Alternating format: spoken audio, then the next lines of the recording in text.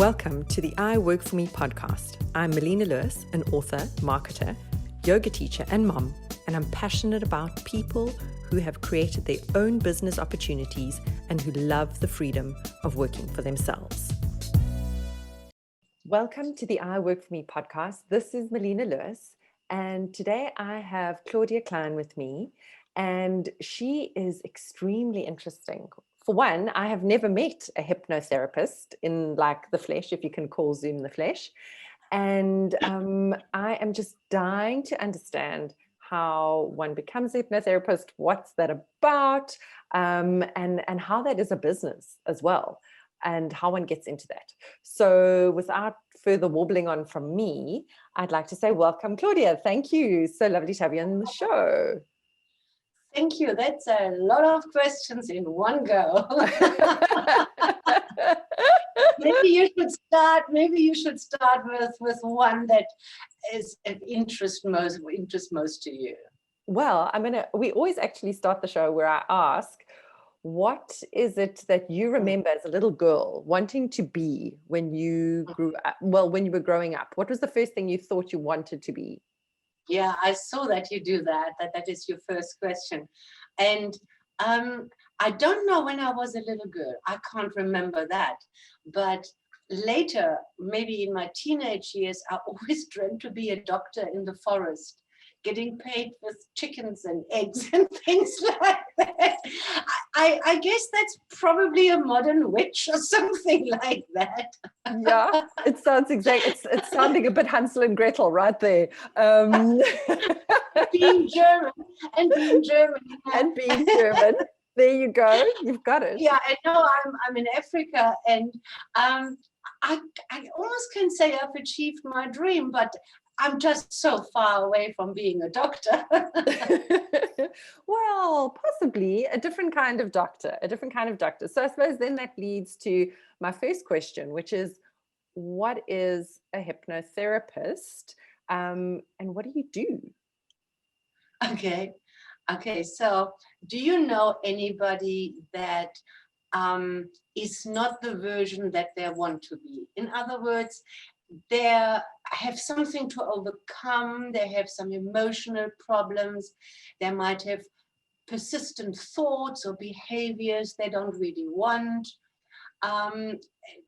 We all know somebody like that, I guess. Yeah, I think it's every person on planet Earth, right? Yeah. Well, that is what a hypnotherapist helps with. Okay. Wow. It doesn't really matter what it is. We have all programs in our consciousness, in our subconscious, if you will, and we have belief systems that have been created usually when we were very young, and sometimes they're wonderful, and sometimes those things hold us back. Okay. You know, and I think what is very important to know is that properly facilitated hypnosis practices is not finding the solution for the client. Right? We leave that to psychologists and those kind of people that have trained dearly to diagnose and give advice and prescribe certain things, right? The philosophy behind what we do is client-centered hypnosis practices is that we believe that everybody has the resources to find their own solutions. Right. We just don't know that. We can't tap into that. We feel robbed of them, or we feel very distant from them or disassociated from them. And hypnosis is just this wonderful, wonderful state where we can access those resources again. To give you an example why I'm so passionate about the client-centered aspect is there's a statistic that 67% of smokers who have survived surgery for smoking-related illnesses will continue to smoke. Wow. Okay, although 67%. It shows you that when a decision is made for you, like life made a decision for me, I should to quit smoking. It's not authentic enough. When the desire comes from deep inside, then suddenly there is a way towards the goal. Yeah, we never had a problem getting skilled for a hobby because we want to. Okay, so and that's what makes it very authentic, very, very powerful, sometimes bordering on magic. It's because it's not something that the practitioner tells the client. It's opening up the reservoir of who the client is, what resources they might have, connecting them back, and they themselves finding the best possible solution, obviously aligned along the techniques that we guide the client through. Right. Okay. That's amazing. So it really is kind of, so people come to you trying to find solutions to problems, whether it be smoking or other, and you really guiding them to use their own inner resources that are innate to them. Yes. That's amazing. Yes. Through a process of hypnosis. Well, hypnosis is the state that we utilize because we have much less interference from our logic or our analytical mind. Because if we could solve the issues, and reflect this on yourself, if you could resolve this with your logic and analytical conscious mind, you would not need any help. You would have done so already. All right. So when we bypass that very important functionality of rationalizing and analyzing and all that, in hypnosis, that means we're bypassing that to a degree. And that obviously opens up a whole beautiful rabbit hole into resources. And if you're spiritually inclined or a little bit esoteric or whatever, then, well, the sky isn't the limit. It goes on forever. There's nothing that isn't possible. Yeah, absolutely. Oh, wow. Okay. So how did you come to be a hypnotherapist? I mean, it's not, I can't imagine, you know, I mean, I get that from wanting to be the witch in the woods. You went, you know, you went, you know, and you must have studied something, or like, how did you end up in hypnotherapy? Now looking back, it's always easy when you look back in life. You know? I believe it was the most beautiful universal synchronization. I did have a very early hypnosis experience when I was a teenager. I did some yoga.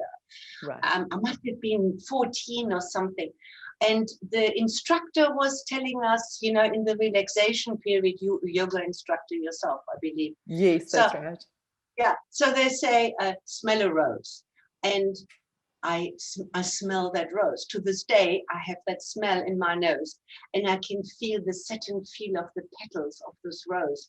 And I fling open my eyes and I say, but I'm in a school hall. Where are the roses? How is that possible that I have this real smell of a rose, it was there, I promise. So that was my first connection with hypnosis, which also explains to a large degree, number one, how natural that state is and how easy we can actually access it. We just don't call it that or whatever. Okay. And then fast forward 10 years, I came to South Africa. Actually, the first stop was Johannesburg, and I couldn't really speak English. And I was diagnosed with pregnancy. And in those days, you did let your fingers do the walking in the yellow pages. I don't know whether you remember that. I do. I can only imagine that it was that way that I found somebody, obstetrician, to help me. And he taught me self-hypnosis for painless childbirth. Oh, wow. Yes. I'm impressed. Yeah, me too. And I didn't think it was a big deal. I thought kind of every woman had the chance to do that. I didn't know how special or rare that was in those days.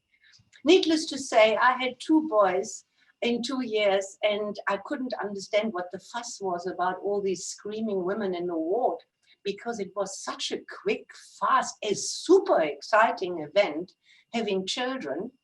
And then fast forward again, now I'm busy with a family, building businesses, and so what. In the meantime, I'm in Namibia. I completely forgot about hypnosis. Okay. Wow. Yeah. Yeah, no, it was just, I thought it is only for childbirth. I didn't know anything better. So I come to Cape Town. That is now 21 years ago. And my keen interest in all these mind stories and self-exploration and self-growth and whatever was always there. So in Swakopmund, which is a bit of a narrow-minded little village on the coast, maybe I was wrapping my books in brown paper when I went to the beach, just in case, so I wouldn't be labeled, And when I came to Cape Town, wow, what a platform. I became such a course junkie. And I did the Lifeline course. I did so much. And I realized just how much pain is out there in the world. I mean, when you sit on the Lifeline telephones and all you can do is kind of reflect back, that wasn't good enough for me. But amongst those places that I went to experience everything I could experience, I realized that one person's intervention kind of got deeper. And I started realizing, wow, you know what? That reminds me of the intensity I had when I did my self-hypnosis for painless childbirth. So I asked, are you doing hypnosis? He said, yeah, I'm a hypnotherapist. So I said, now I know what I have to do, without a question. I know that this is because it reaches you when it's well facilitated and you are willing, it reaches you on such depth that what we're doing right now, talking, doesn't compare to that, you see? No. So then I Googled, by now we are in the modern world, and I Googled and I found the South African Institute of Hypnotism, and I enrolled. And it wasn't as it is nowadays, but yeah, so my poor first clients, I always say, and then I was asked to lecture, and then I think in 2003, I took over the institute for various reasons. And since then, I have been teaching hypnotherapy, and for the first 10 years, I almost did nothing else. I created a curriculum, books, a structure, and I added on to this. I went overseas to get more advanced techniques and build them in. And we have arrived at something truly special. It is so inspiring, and so my passion actually grows rather than diminishes. Isn't that amazing? I mean, it's very much speaks to the hypnotherapy in the sense that it is ever expanding and limitless. And you've built this up. So, I mean, I'm going to kind of, look at it from a different perspective. So from a business perspective, you've created a business, but as well as a whole institute. Now, do you separate those out? Are you running both? How does it all work, if you put your business hat on? I think I'm very lucky because I have a very, very strong, good business head, and I have a very big heart, and it goes together.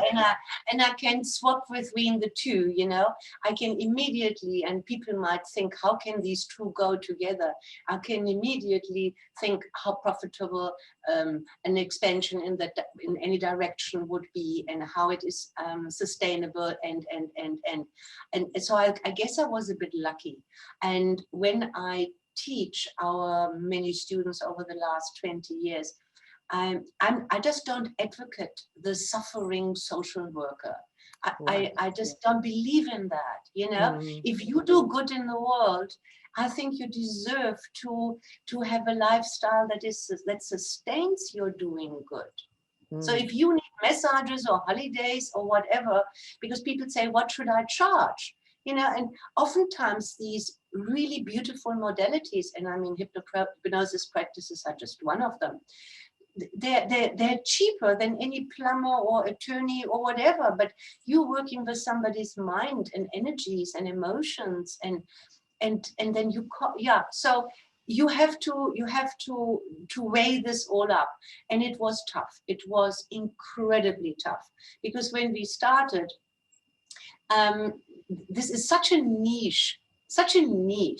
And nowadays it's so much better. But 20 years ago, and you would say to somebody, you're a hypnotherapist, they will say, oh, don't look into my eyes, don't look into my eyes.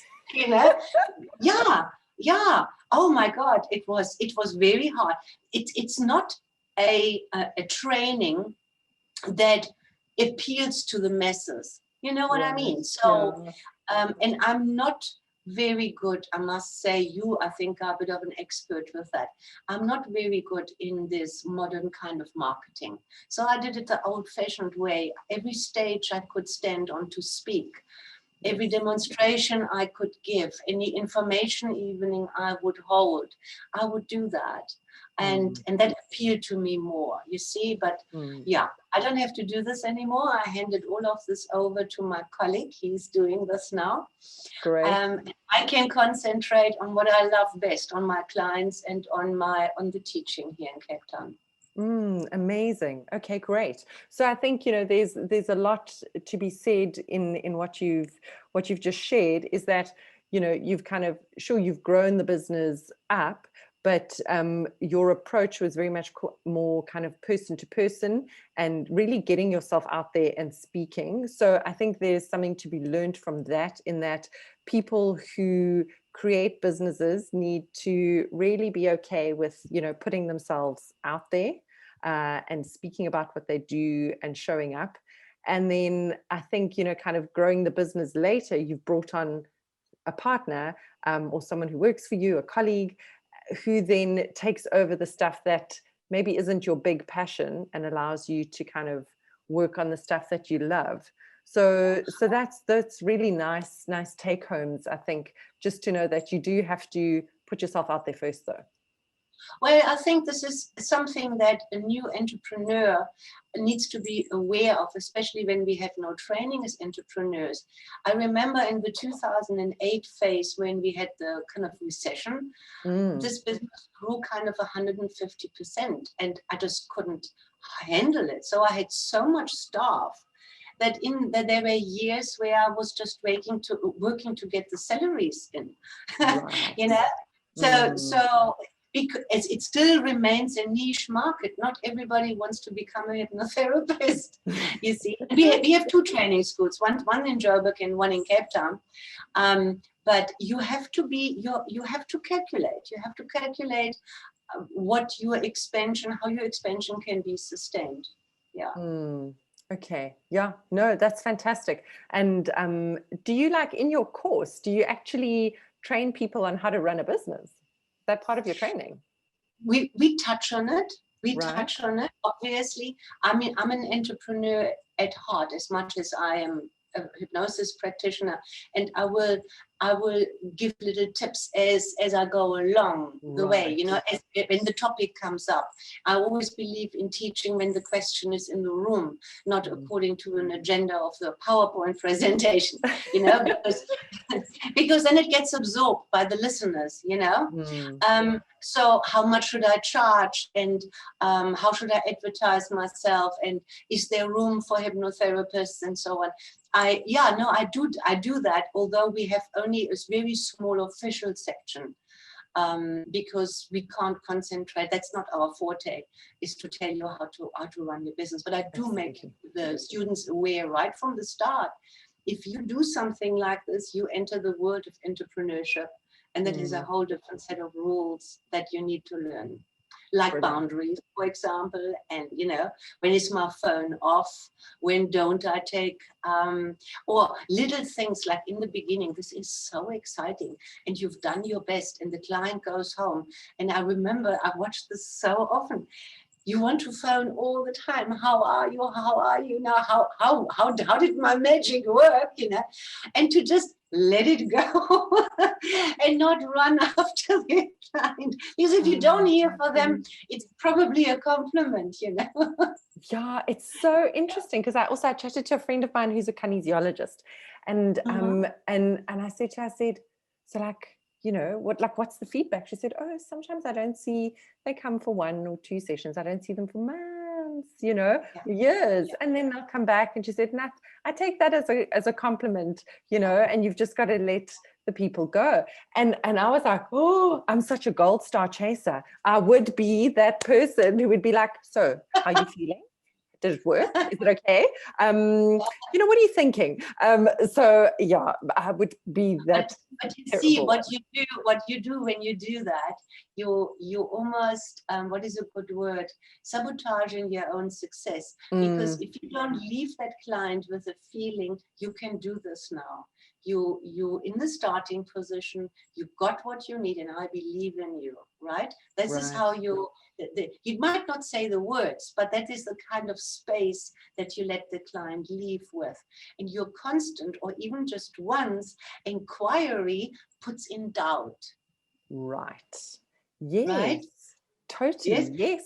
Yeah. So that's why you need to abstain from that. You see, hypnosis, the only tool we have is words, and how we put words together, and how we can say what the client wants to hear, preferably in their own words, in ways that, as I said earlier on, the analytical, rational mind doesn't rationalize this away, but lets the subconscious mind embrace what is being said. So the way to put words together, with politicians know very well, with good salespeople know very well, and quite a few other people who need to reach people, they learn how to put words together. That is an art and a science, right? So the act of following up, which seems so natural, can put doubt into what you actually think you've achieved with the client. Yeah, and it's so true. I totally get it. You do want, especially because, as you said right in the beginning, is that what you do is about showing everyone that they have this innate ability to look after themselves and to figure their own stuff out. And yeah, and absolutely, you're picking at the wound and you're pulling the scab off every time you're asking. And actually, by asking, it's actually you're trying to reaffirm your worth instead of actually really checking on them. So yes, absolutely, I see that. You mentioned you mentioned boundaries, and I would think that something in such a personal space that you work in, how do you manage boundaries? Do people phone at all sorts of times in the night, I need help, whatever it is? Like, how do you manage that? I don't know why I don't have a problem with that. I really don't know. I found that the world I'm in touch with is incredibly respectful. Okay. I had in all these years, maybe once or twice, somebody that seemed to be a bit unreasonable, but even that unreasonability was understandable because of what they were going through. Yeah, I'm very lucky, but then maybe, I believe we create our own energy, and whether it is in person or as we're doing it now via Zoom, you unconsciously, this is not often a logical thing, you kind of feel whether this person can be invaded or not.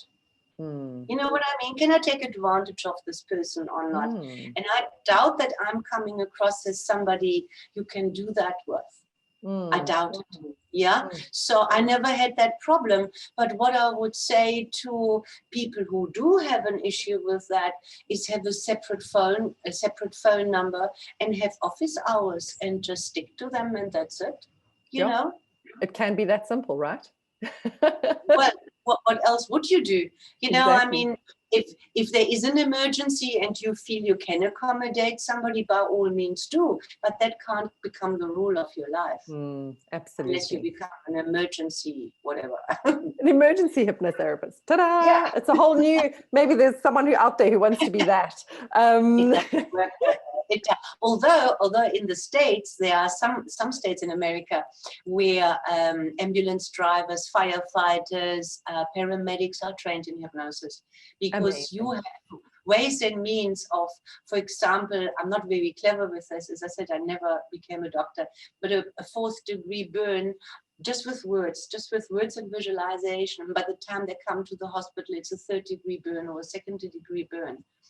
or asthma people or whatever. So these people get trained in how to speak to somebody, because if somebody is in a trauma, you can almost always work on the presumption that they are automatically in a hypnotic state. In other words, in a very receptive state.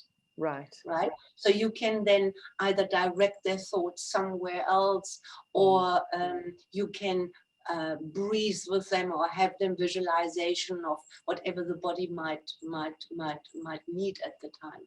So there are applications for emergency as well. Yes. Absolutely. I couldn't agree with you more. I'm thinking you've reminded me of a story. I once went on a yoga retreat, and one of the guys was a Buddhist, and he told us how he had been working in Africa. He could speak hundreds of different languages, and he was translating or doing something in Africa, and he got some horrible fever. And he was stuck on a bus. Now he needed to get back to the hotel or whatever. He was stuck on this hot bus with this incredible fever where he was burning up. He thought he was going to self-combust. And through his Buddhist meditation abilities, he almost hypnotized himself and pictured himself in an ice cold environment and cooled himself down. And he literally cooled himself down.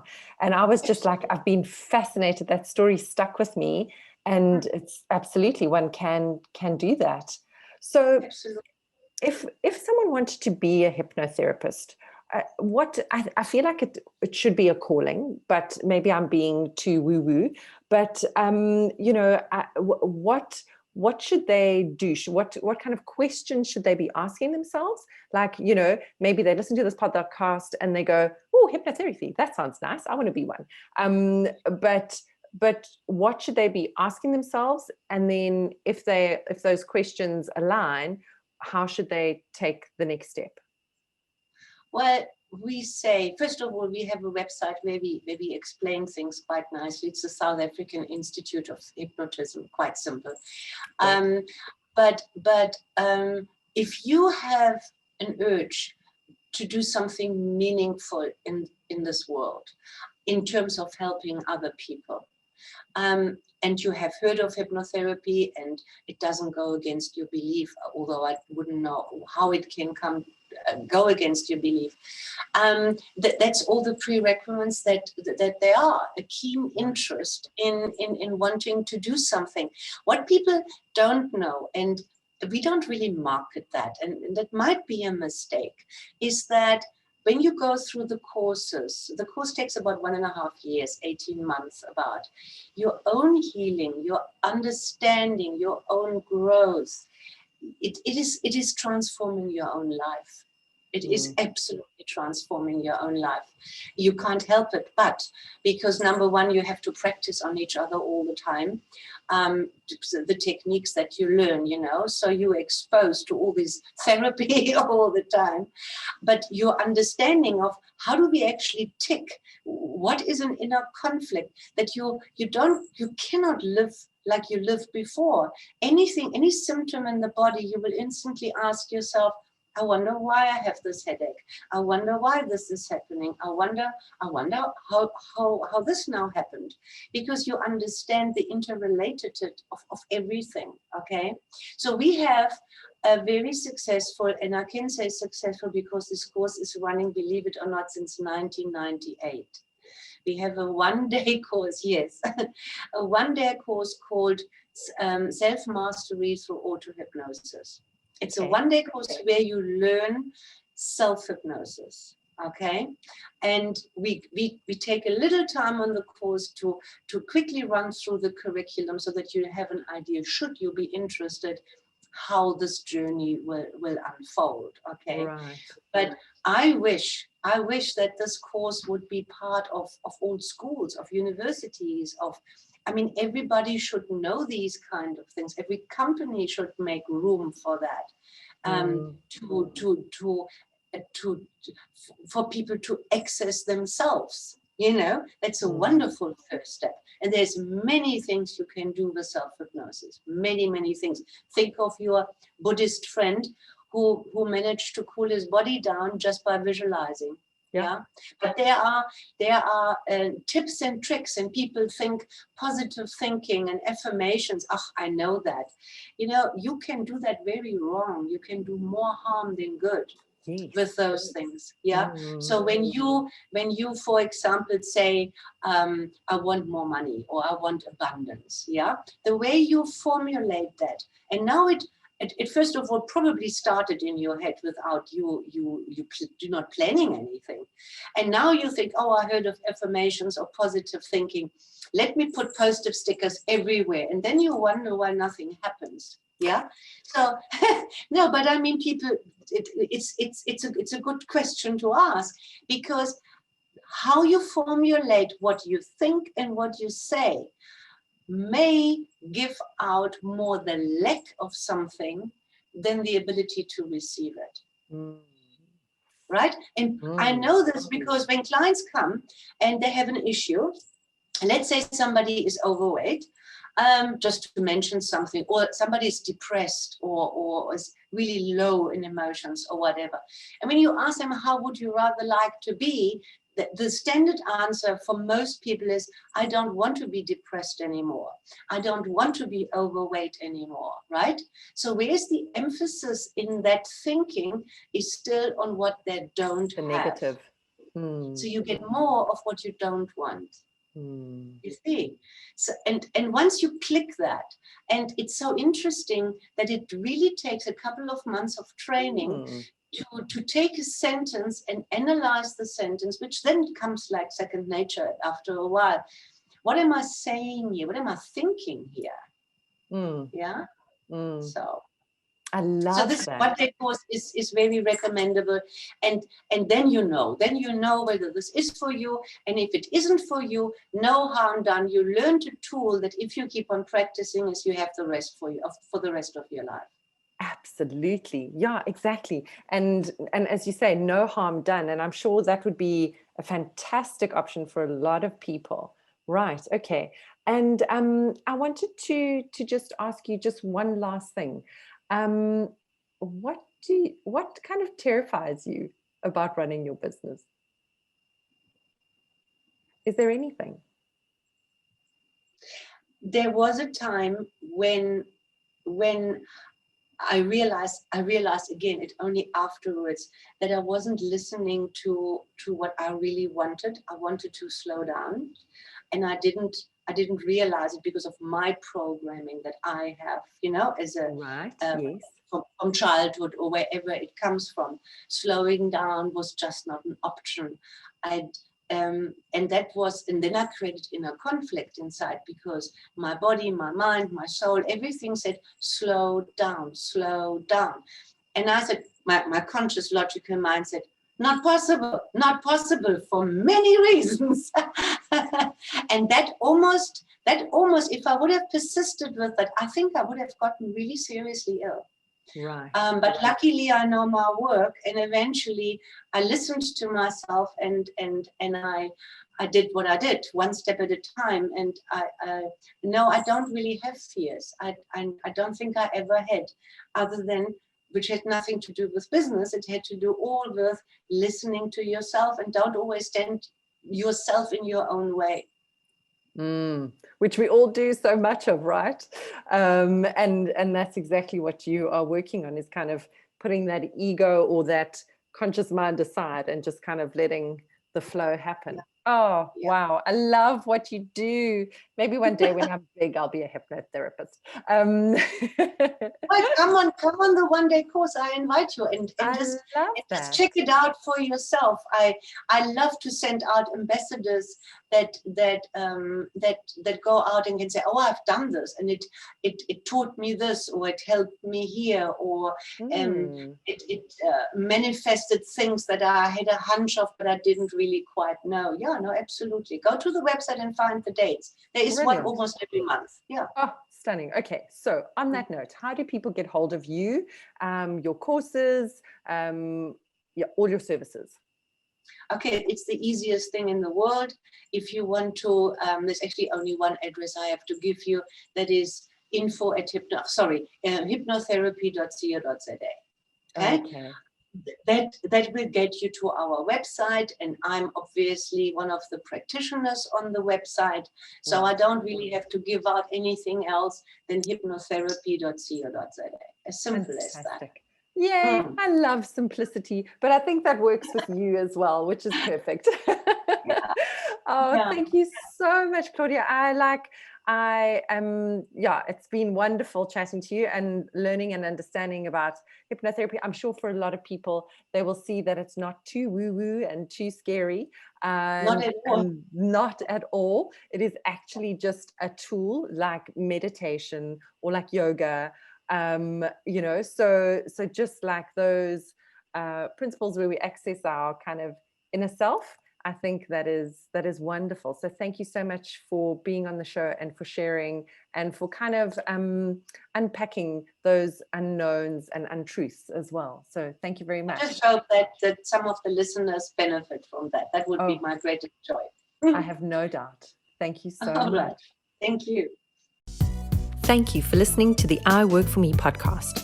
I hope you enjoyed this interview and that you feel inspired to take your idea and business to the next level, not only for yourself, but for fellow South Africans too.